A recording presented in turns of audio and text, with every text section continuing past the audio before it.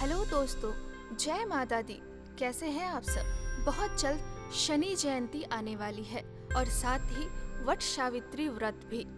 दोस्तों, 25 मई को महा अमावस्या के दिन वट सावित्री का व्रत तो रखते ही हैं और साथ में हमारे सारे संकट को दूर करने वाले देव यानी शनि देव के लिए शनि जयंती भी बहुत अच्छी तरह मनाई जाती है। दोस्तों, शनि देव को न्याय का देवता भी कहा जाता है। शनि देव के प्रकोप चाहे वो 2.5 हो या 7.5, ये किसी भी व्यक्ति के लिए काटना बहुत मुश्किल होता है। ये वही समय है जब आपको अपने कर्मों के अनुसार दंड मिलता है। दोस्तों, शनि को कठोर देवता कहते हैं और कहा जाता है कि शनि के प्रकोप से बड़े लोग दरिद्र हो जाते हैं, लेकिन ऐसा नहीं है। दोस्तों, शनि एक न्याय के अधिकारी है जो निष्पक्ष न्याय करते हैं। निष्पक्ष न्याय में दंड भी मिलता है और जीवन से कई प्रमुख बातें भी जुड़ी हैं, जिसमें उनके बचपन को महत्वपूर्ण माना जाता है। अगर आप शनि की ढैया या 7.5 से परेशान हैं, आपने बुरे कर्म कर लिए हैं, तो शनि के न्याय पक्ष दंड भुगतने के लिए तैयार हो जाइए। अगर आप शनि की ढैया या 7.5 में विधि पूर्वक पूजा पाठ नहीं करते हैं, तो आप तैयार हो जाइए इसके बुरे कर्म को अगले जन्म में भी भुगतने के लिए। परंतु अगर आप शनि की ढैया या 7.5 में विधि पूर्वक पूजा पाठ करते हैं, तो आप इनके प्रकोप से मुक्त हो जाते हैं और अगले जन्म के लिए सुख समृद्धि को प्राप्त करते हैं। दोस्तों, शनि देव की एक बहुत अच्छी कहानी आती है, उनकी बचपन की कहानी, यानी शनि देव का बर्थडे, जो कि हम शनि जयंती के रूप में मनाते हैं। शनि देव सूर्य पुत्र हैं। शनि देव सूर्य देव की दूसरी पत्नी छाया के गर्भ से उत्पन्न हुए थे।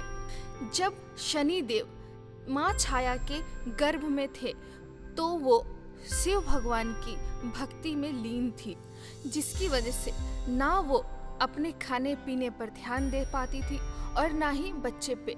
इस वजह से शनि देव काले और बहुत ही कमजोर पैदा हुए। सूर्य देव बहुत ही सुंदर और आकर्षक रूप के मालिक थे। जब उन्होंने पहली बार शनि देव को देखा, तो वो तृष्णा से भर गए और क्रोधित हो गए और अपनी दूसरी पत्नी पर आरोप लगाने लगे।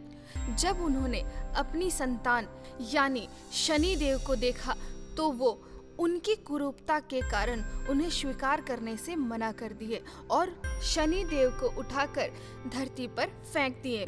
सूर्य देव ने ना सिर्फ अपने संतान का त्याग किया, बल्कि उन्होंने अपनी दूसरी पत्नी छाया को भी त्याग दिया।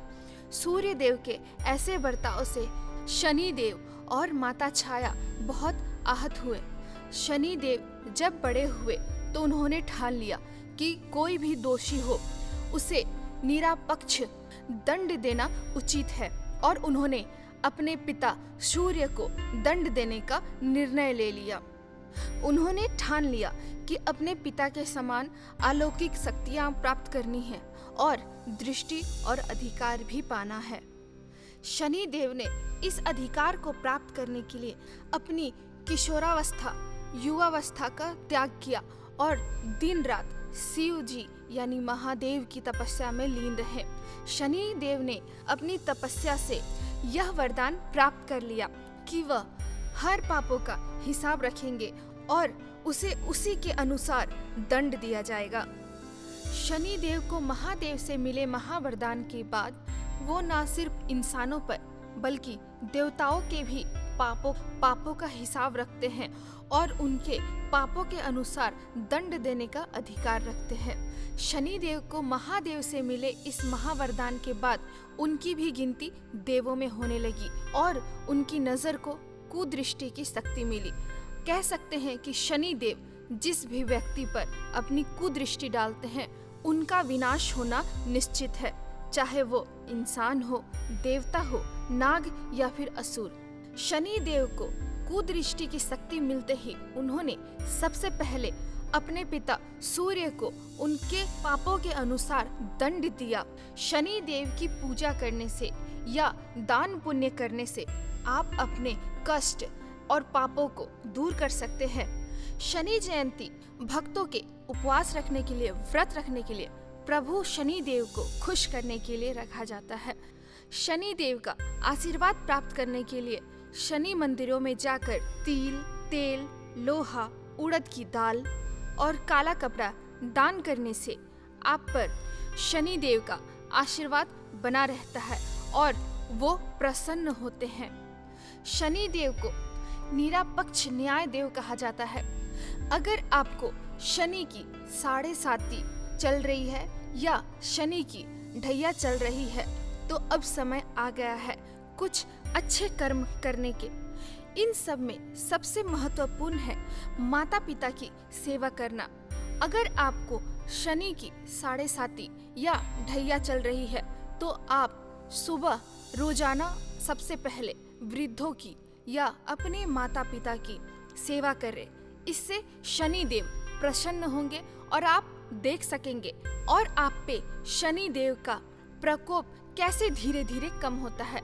दोस्तों, अगर शनि देव आपसे संतुष्ट हो गए तो आपकी किस्मत चमक जाती है और साथ ही भाग्य भी खुल जाता है और भक्तों की मनोकामना भी पूर्ण होती है।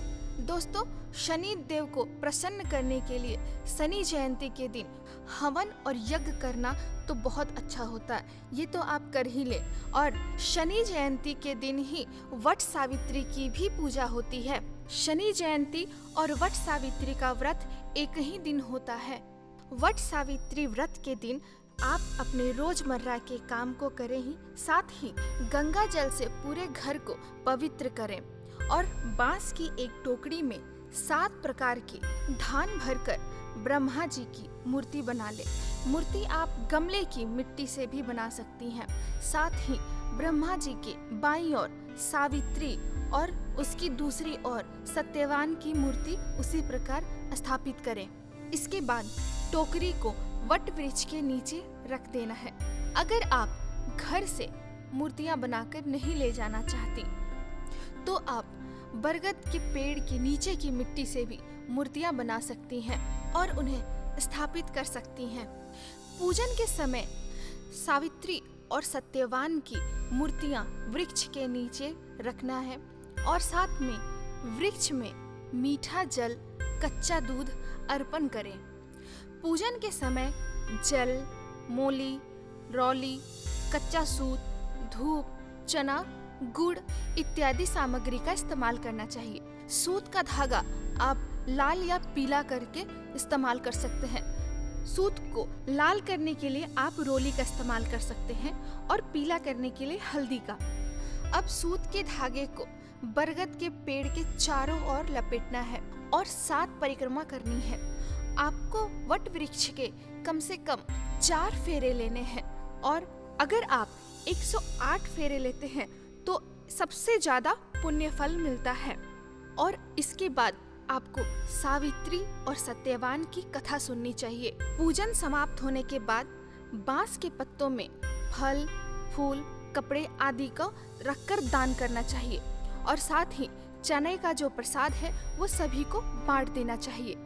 बड़ के पत्तों के छोटे छोटे गहने बनाकर अपने चूड़ियों में, पायलों में, गले के हार में और कानों में गहने बनाकर डाल लेना चाहिए और भीजे चने का बायना निकालकर कुछ नगद रुपए डालकर अपनी सासू के चरण स्पर्श करके उन्हें देना चाहिए। अगर आपकी सासू आपके पास नहीं है तो किसी तरह उनके पास ये बायना पहुंचा दीजिए। कुछ नहीं तो पैसे गरीब को दान कर दीजिए और जो चने का बायना आपने निकाला है वो गौ माता यानी गाय को खिला दीजिए। वट सावित्री के पूजा के बाद पान, सिंदूर तथा कुमकुम से सुहागनों की पूजा करनी चाहिए और इसे सौभाग्य पिटारा भी कहते हैं। दोस्तों, इसमें 3 दिन का उपवास रखा जाता है और दूसरे दिन पारण किया जाता है। और दोस्तों, कुछ महिलाएं सिर्फ अमावस्या के दिन उपवास रखती हैं।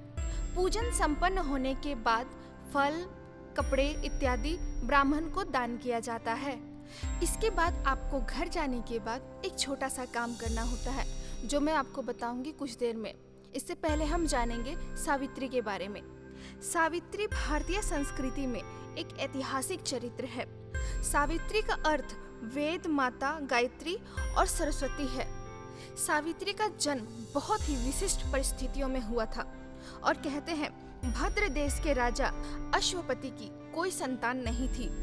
उन्होंने संतान प्राप्ति के लिए मंत्रों के साथ साथ प्रतिदिन 1,00,000 आहुतियां दी थीं। ऐसा करीब 18 वर्षों तक चलता रहा। इससे प्रसन्न होकर सावित्री देवी प्रकट हुई और राजा को वरदान दिया कि तुम्हें बहुत जल्द एक तेजस्वी कन्या प्राप्त होगी।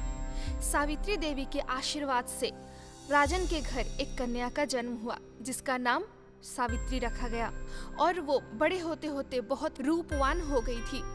योग्य वर नहीं मिलने की वजह से राजा बहुत परेशान रहते थे और उन्होंने कन्या को स्वयं अपना वर ढूंढने के लिए भेज दिया। सावित्री ढूंढते ढूंढते तपोवन पहुंची जहां साल्व देश के राजा धुमतसेन रहते थे, क्योंकि उनके राज्य को किसी ने छीन लिया था। धुमतसेन के पुत्र सत्यवान को देखकर सावित्री ने पति के रूप में वरण किया। कहते हैं साल्व देश पूर्वी राजस्थान के अलवर अंचल के इर्द गिर्द था। सत्यवान अल्प आयु वह वेद ज्ञाता थे। नारद मुनि ने सावित्री के साथ मिलकर सत्यवान से विवाह न करने की सलाह दी, परंतु सावित्री ने किसी की नहीं सुनी और सत्यवान से विवाह किया। जब सत्यवान की मृत्यु की तिथि कुछ दिन शेष रह गई थी, तब सावित्री ने घोर तपस्या किया, जिसके फलस्वरूप यमराज ने सावित्री को उसके पति सत्यवान के प्राण वापस कर दिए। कहा जाता है कि वट वृक्ष के नीचे ही सावित्री ने तपस्या की थी, इसलिए बरगद के पेड़ को शीतल व प्राणदायी कहा जाता है। इसे कल्प वृक्ष भी कहते हैं। पंचवटी में जब राम जी ने और सीता जी ने आराम किया था तो 5 बरगद के पेड़ के नीचे ही किया था। हमारे शास्त्रों में बरगद के पेड़ के बहुत सारे वर्णन हैं और आयुर्वेद में भी इनका बहुत वर्णन है। कहा जाता है कि बरगद के पेड़ की पूजा करने से मनोकामना की पूर्ति होती है, धन संपत्ति प्राप्त होते हैं और मन शांत होता है और साथ ही मनुष्य दीर्घायु होता है। इस कथा को सुनने के बाद आपको घर जाना है और जो कच्चा सूत आपने बरगद के पेड़ को बांधा था उसमें से थोड़ा सूत बचाकर घर ले आना है और उसमें 9 गांठ बांधनी है। इसके बाद उस सूत को दरवाजे के मुख्य द्वार पर बांध देना है। कहा जाता है कि इससे लक्ष्मी माता आपके घर में स्थायी रूप से वास करती है। कहते हैं बरगद के पेड़ में विष्णु, ब्रह्मा, महेश का वास होता है और इस कच्चे धागे के साथ ब्रह्मा, विष्णु, महेश के साथ इनकी पत्नियां भी हमारे घर को आती हैं और स्थायी रूप से वास करती हैं और हमारे घर में धन की कोई कमी नहीं रहती। कहते हैं कि वट सावित्री का व्रत हर सुहागन को करना चाहिए। ये बहुत ही छोटी सी विधि है, तो दोस्तों आप वट सावित्री व्रत जरूर करें और साथ ही शनि जयंती को भी याद रखते हुए शनि देव की पूजा करना ना भूलें। दोस्तों बहुत ही छोटा सा उपाय है, इसे आप बिल्कुल मत भूलिए, क्योंकि हर सुहागिन के लिए बहुत महत्वपूर्ण व्रत होता है वट सावित्री का व्रत। वट सावित्री व्रत में निर्जला उपवास होता है। अगर आप निर्जला उपवास नहीं कर सकती हैं तो आप तब तक कुछ मत खाइए जब तक पूजा ना हो, या फिर आप कोशिश कीजिए कि आप एक समय अनाज खाकर व्रत करें, या फिर आप सिर्फ फलाहार यानी दूध और फल लेकर भी उपवास कर सकते हैं। दोस्तों आज के लिए बस इतना ही। अगर आपको हमारी ये वीडियो अच्छी लगी हो तो प्लीज़ लाइक करें, कमेंट करें। अगर आपको हमसे कुछ पूछना हो तो आप हमें कमेंट बॉक्स पर कमेंट कर सकते हैं। हमारे चैनल को सब्सक्राइब करना ना भूलें। आपकी हर मनोकामना पूर्ण हो, भगवान से यही प्रार्थना करूंगी। जय माता दी।